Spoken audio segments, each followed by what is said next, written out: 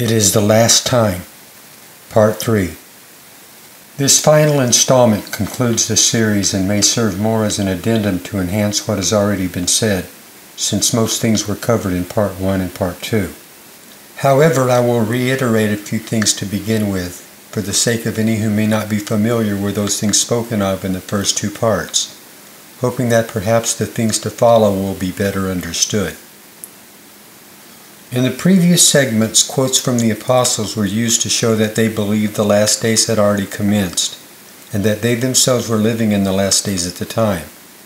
It was also a common belief that the last days, or end time if you prefer, was the final age of 3 ages, each consisting of 2,000 years, 6,000 years total, each 1,000 years corresponding to the 6 days of creation, before God rested from His work on the 7th and final day.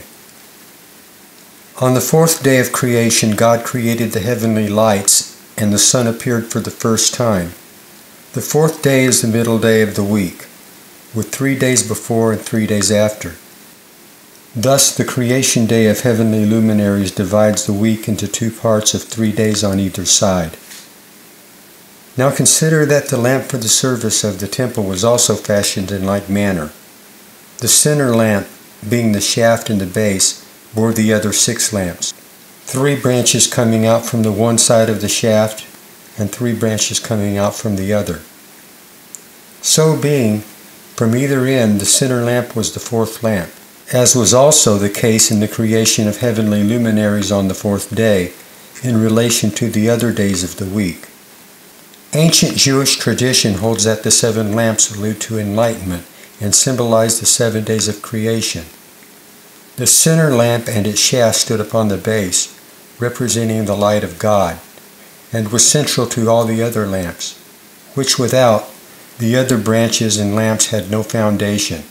According to ancient Jewish traditions, the center lamp was lit first before all others. The design of the lamp, or menorah in Hebrew, was given to Moses by the explicit instruction of God and placed inside the tabernacle. Likewise, when the first temple was built, Solomon was careful to make all things exactly after the pattern given to Moses, and the lamp was placed in the temple. Know ye not that ye are the temple of God, and the Spirit of God dwelleth in you, the Apostle Paul wrote. Our body is the temple of God, and if Christ be in you, Christ is the light of the temple, being foreshadowed by both the appearance of heavenly luminaries on the 4th day and the pattern of the candlestick. In the 4th millennial day, at the end of the age, Jesus came preaching, I am the light of the world. Whosoever follows me will never walk in darkness, but will have the light of life.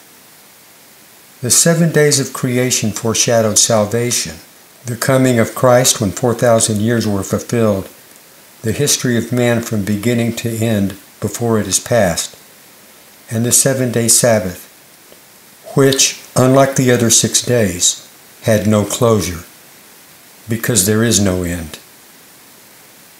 God tells us right up front things He has planned and puts them in the first book, in the first chapter, in the first verses of the Bible, right out in plain sight where we can't see them. But they are revealed by His Spirit. In Genesis chapter 1, not only do you find the beginning, but you can find the end. It's all there, in 7 days, from the beginning to eternity. How deep God is,